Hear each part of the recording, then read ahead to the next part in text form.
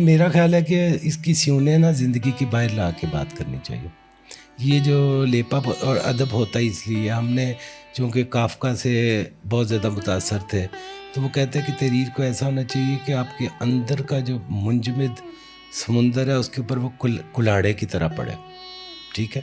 تو میرا بھی یہ تھا کہ جو کتاب آپ کو جھنجھوڑے نہیں, آپ کو چیلنج نہیں کرے, آپ کے بنے بنائے خیالات کو ادھیڑ کے رکھ دینے کی صلاحیت نہ رکھتی ہو, یا کم از کم جھنجھوڑ کے رکھ دینے کی صلاحیت نہ رکھتی ہو, وہ کتاب نہیں ہے. وہ آپ کے انتخاب سے ظاہر ہے. ٹھیک ہے نا. ہاں ایسے ہی مطلب میں نے خدا کی تاریخ کی ترجمہ, وہ نام ہی ایسا تھا, وہ دور ہی ایسا تھا, پھر اس کو کاٹ چھانٹ کے اس کا ترجمہ چھاپا گیا 200-250 صفحے کا. وہ پھر میں نے کہا کہ اچھا اب یہ تو قبول ہو گئی ہے, تو وہ پھر میں نے دوبارہ مکمل کر دیا. یہ ایک ہی کتاب تھی جس کی میں نے تلخیص کی تھی. تو یہ ہے کہ چیزیں تھوڑی بہت قبولیت پا لیتی ہیں, تو ہم جس طرح کا کام کر رہے ہیں نا اس کو زیادہ شہرت ملنی بھی نہیں چاہیے, ہم خطرے میں پڑ جائیں گے.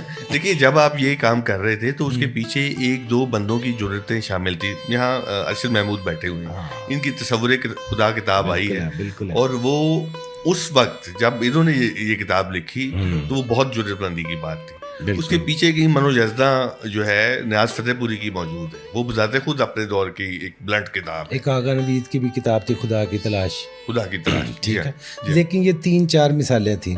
تو ارشد محمود صاحب بھی چونکہ میرا تھوڑا سا سینئر ورژن ہے تو اس وجہ سے میں سمجھ سکتا ہوں کہ وہ کیا ہے, کہ ہم میں ایک ہے کہ اپنے ارد گرد میں ایک ارتعاش پیدا کیا جائے, کچھ لہریں پیدا کیے جائیں, کہ شاید کچھ جو ہے, شاید کوئی اندر سے کوئی سانس نکلے ہمارے, کوئی تھوڑی سی تازگی کا احساس پیدا ہو.